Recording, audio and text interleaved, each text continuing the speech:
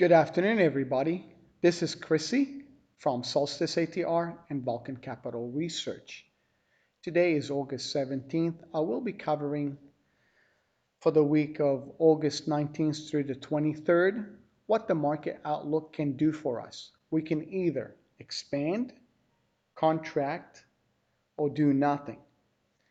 What I'd like to say about this coming week, there may be a change in the trend compared to what everybody's looking for being on the bearish side. I am not a bear. I'm not a bull.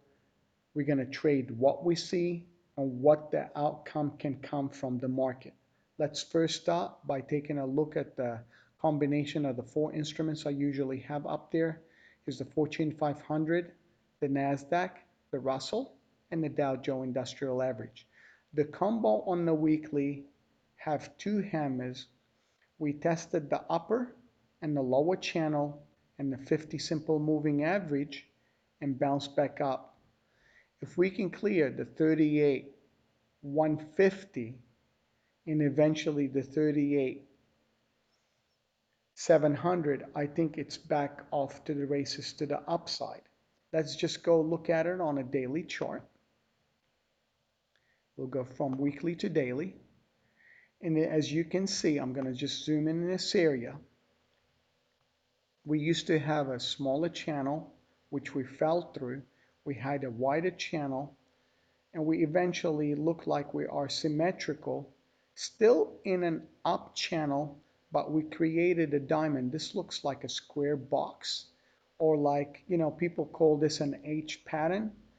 We looked at the 200 SMA on Thursday, bounced off it, and the prior week we did the same thing, came higher, couldn't clear the two small channels here. You notice we tested them, but we had a down channel which I drew during the week, and I drew an upper resistance channel. I'm thinking if the combination of those instruments and the Russell makes a change in the market, because I think the Russell is the canary in the coal mine that starts a move up, that starts a move down. On Friday, the Russell was the strongest instrument compared to the Nasdaq, compared to the Dow, and the S&P 500. I am thinking if we are going to clear the 38.2 Fib and clear those two candles here, and the 50 SMA, I think with the 61.8 is easily to come back to it and eventually come back to the major up channel up here. The reason why the Federal Reserve Board, when they decreased interest rate and the China tariff, the negotiation between United States and China by September, this gonna create these two candles that dragged us down and we fell through. We came back, created an H. Friday was a bullish day. If these two channels are cleared, because these two are almost parallel, clear the second deviation, we can go back to the 50 Fib, 61.8, which is the 50 SMA, easily can be done. Let's go down and first start with the small cap, and this is why I am looking at the RTY, which is the Russell 2000. And let's just zoom in on the daily chart to show you a little bit more why I am looking at it. Everybody thinking, hey, this is going lower because the bears are here shorting the market. The bulls are trying to drag it up. If this candle is going to continue and we clear the 1510 area, which is the 38.2 Fib, which this is the minor channel, this is the secondary channel. We cleared that. It's easy to get to the 50 and eventually where we fell through that 1531 area, 32 area, we clear those candles, we can get to the 61.8 and eventually to the prior consolidation of the 1550. But I marked this one first. We have to clear this hurdle. If we cannot get out of this box, that diamond square shape, which is an H pattern that everybody calls, and we fall through, the first target is here, then we go deeper because this is test 1, test 2, test 3, and this is the lower channel. Okay, everybody, let's take a look at the Dow Jones Industrial Average, YM. YM is in a similar situation as the Nasdaq, as the Russell. If you look, this is the H pattern. We fell through these two candles. This is your 61.8, your 18 simple moving average. This is the first down channel we have to clear the hurdle, which is that 38, between the 38 and the 50% fib, in order to continue, get to the 50 SMA, and finally the backside of this channel. The downside, if we fall through here, our first target is breaking through here. Second one is the double deviation of this candle here. I did not put an oval here. Let's just put an oval here. That way you guys can, don't think I'm biased to one side. Remember, trade what you see, not what you think. And here's an oval here. So let's go now, looking at the Nasdaq and Q. The Nasdaq 100 was a little bit more inside the last 2 days. If you notice, when we fell through, we came back up. Wednesday was down. Thursday, to try to take it up, brought it back in. Then we rallied back up. We are halfway through this candle here. If we can clear this channel here, our first target is the 50 and the 61.8, and eventually fill that candle that we fell through, those two candles here that took us down.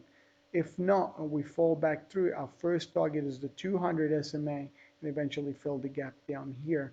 But I'm not going to go that far down. I don't think the trend is going to be down unless there's a change. Remember, the Russell is showing me a different leg there, and I consider this, if you draw a line from here to here, this looks like a symmetrical triangle, which looks like a flag to everybody. On the downside, I think we may be lucky we create that, diamond shape or that triangle and eventually break to the upside.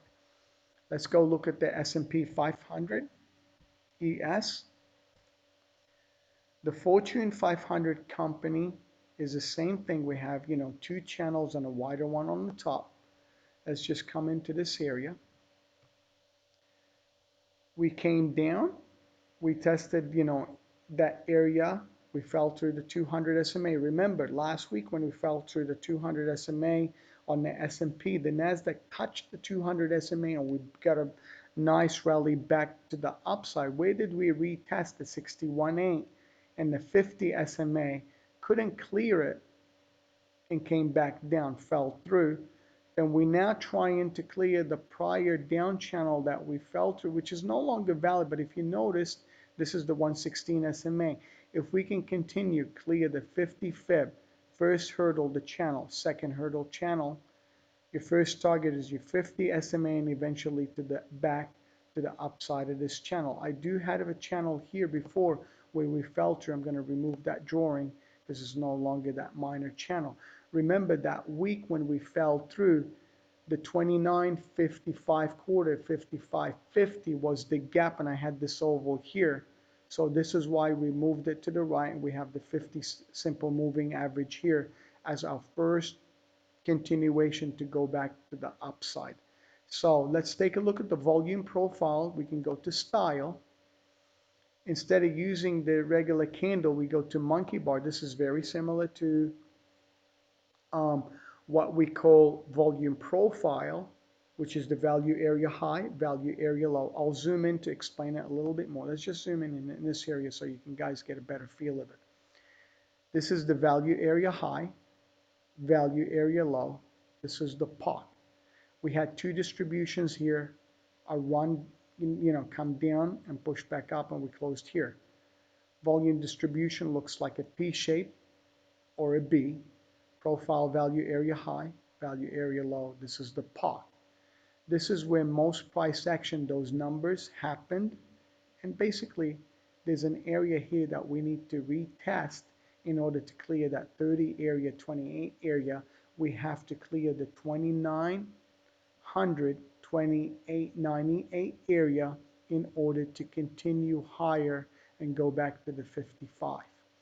So remember, look at the price action, Look what the market is giving you for trend, and don't be biased to one side in order to make a good transaction level at a low or a high for a buy or sell in order to make a good consistent return. Let the winner run, let go of the loser, money will flow. And I hope you enjoyed it. I look forward to seeing you in our chat room at Solstice ATR. You can check us out there. These videos are offered to you on weekly basis for free. All you have to do is subscribe, check on YouTube that you like this video, and let us know what you think. So enjoy your weekend, and I look forward to seeing you next week. Take care, everybody. Ciao.